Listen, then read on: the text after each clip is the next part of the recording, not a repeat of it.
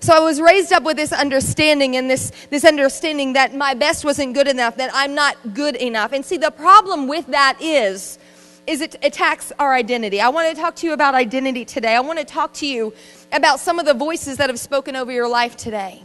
And the reason for that is because you're called to ministry. If you're here today, up until about 10 minutes ago, this entire section right here was what was full. And I sat there and I looked around the room and I said, okay, Lord, if you want me to minister to ministers, I'm good with that. I'm fine with that. But I believe that if you know the Lord, if you love the Lord, then you also realize and recognize that whether or not you're ministering here tonight, you're a minister of the gospel. You and I, we are ministers of the gospel wherever it is that He takes us.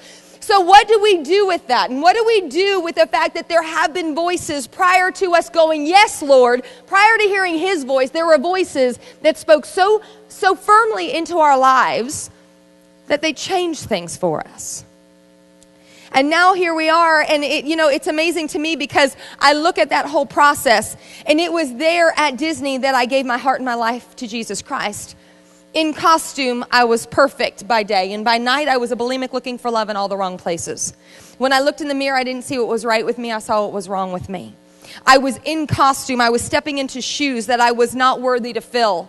And every single day of my life, that costume would come off, and I would go into this spiral of sin and shame and hurt and despair. I lost my dad when I was 14 years old to cancer. And I can tell you that when he left this planet, he took my heart with him. And I remember in that moment, I should have been able to turn to conferences. I should have been able to turn to youth ministry. I should have been able to turn to something to fill up those huge gaping holes in my life, but I didn't. I didn't know which way to go. And so I turned the opposite, and I began looking for love in all the wrong places, trying to find something that would tell me that I was good enough, that I was finally good enough. I got to Disney. And I honestly believe that if I spoke those words at the age of 7 and now all of a sudden God somehow heard me and here I am, I thought that when I stepped into those shoes, I put that costume on, that somehow angels in heaven would just begin to sing and my life would somehow come together. Come on, has anybody ever chased something in your life that you believe that once you got there, then your life would begin? Have you ever had that moment that you set your eyes on some man and said, if I can just get him, then my life will be happy? Come on, we chase after things. If I could ever get promoted, if I could ever get this place, if I could ever get there, then I'd be happy.